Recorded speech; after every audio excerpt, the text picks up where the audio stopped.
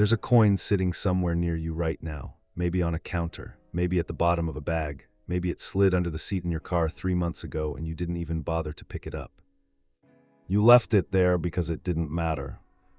But here's what no one tells you: the people who built real, lasting wealth didn't start by finding a better investment. They started by refusing to look away from what everyone else considered worthless. That ignored penny, it's not about the penny. It's about the pattern inside the person who ignores it. Most conversations about saving money and building wealth focus on strategies, percentages, the right account, the right moment. But compound interest, the actual engine behind every fortune ever quietly built, doesn't care about your strategy. It cares about one thing: whether you showed up consistently when nothing dramatic was happening. And most people can't do that. Not because they don't know how, because they don't see the point when the numbers are small.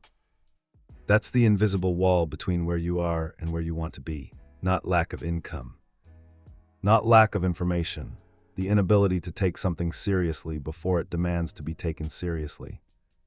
Think about the last time you had an extra $5. Maybe it was change from coffee. Maybe you rounded down on a purchase. What did you do with it? If you're honest, nothing intentional. And that's the real cost, not $5, not even 50. It's the accumulation of every small decision made on autopilot, year after year, that adds up to a completely different life than the one you could have had. People who are serious about financial discipline, the ones who actually build wealth through financial discipline habits, they don't have a secret formula. They have a different relationship with small amounts. They treat the insignificant as if it's significant before it becomes significant. That's not discipline in the traditional sense. That's a form of vision. You can't build long-term financial freedom by being selective about when you show up. The math of compound interest is merciless and patient at the same time. It rewards everyone who stays and punishes everyone who waits for the right moment to start taking things seriously. Here's something most people get completely wrong about investing small amounts. They think it's about the money. It isn't. When someone commits to saving money consistently, even $10, even $20 a week, they're not primarily doing it because of the financial outcome in year one. They're doing it because of who they're becoming in the process. Every consistent act of financial discipline rewires how you see yourself in relation to money, and that self-perception, that's the actual asset. The person who saves $50 a month for 5 years doesn't just have more money than when they started. They have a fundamentally different identity around money. They've practiced delayed gratification hundreds of times. They've developed a tolerance for invisible progress. They've built what you could call a discipline muscle, and that muscle applies to everything else in their life. That's why the research consistently shows that people who develop strong money habits early don't just do better financially. They make better decisions under pressure. They're less reactive. They're more capable of long-term thinking in every domain, because the habits that build wealth aren't financial habits. They're character habits that happen to express themselves through money. Now here's where it gets uncomfortable. Most people believe they'll start being financially serious when the numbers get big enough to justify it. When they earn more, when the investment grows, when the circumstances become more favorable. But that's not how compound interest works, and more importantly, that's not how habit formation works. The science of behavior change is clear. You don't build a habit when the stakes are high. You build it when the stakes seem too low to bother. The person who picks up the penny is practicing something that the person who walks past it is quietly destroying. And this is the hidden cost that nobody puts in a spreadsheet. Every time you dismiss a small amount as not worth your attention, you're reinforcing a story. This isn't worth my discipline right now. And that story compounds too. Not into wealth, into an identity that finds reasons to wait, always reasons to wait. The empire builders, the ones who built real wealth quietly, without spectacle, they were never waiting for a number large enough to motivate them. They were already motivated by the practice itself, by the act of showing up for their future self before anyone could see the results. There's a concept that most financial content refuses to touch because it doesn't make for exciting content. It's called the cost of invisibility. For For the first months, sometimes the first years of serious financial discipline, nothing looks different. Your bank account doesn't look impressive. Your lifestyle doesn't change dramatically. Nobody congratulates you. There's no visible signal that you're building anything significant.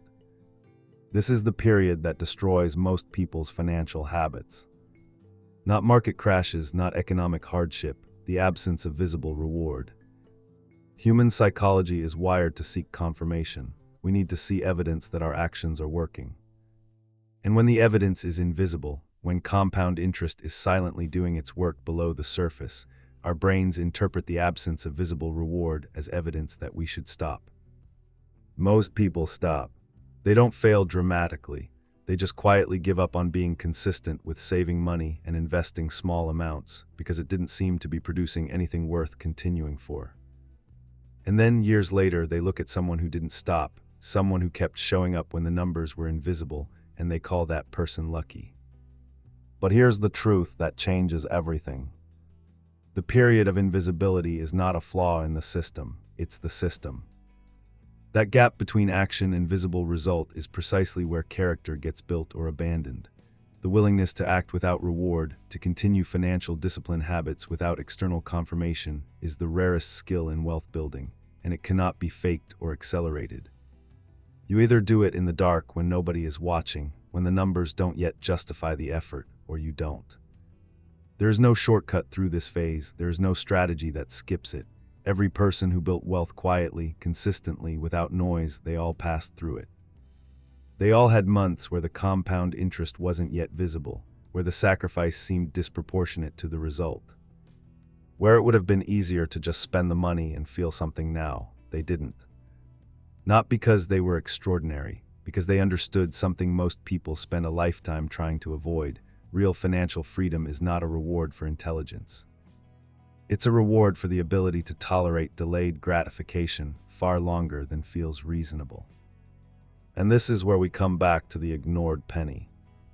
The penny on the floor is never really about the penny. It's a test, a quiet daily test of whether you're the kind of person who takes the long view or the kind of person who only engages when the stakes already feel worth their attention.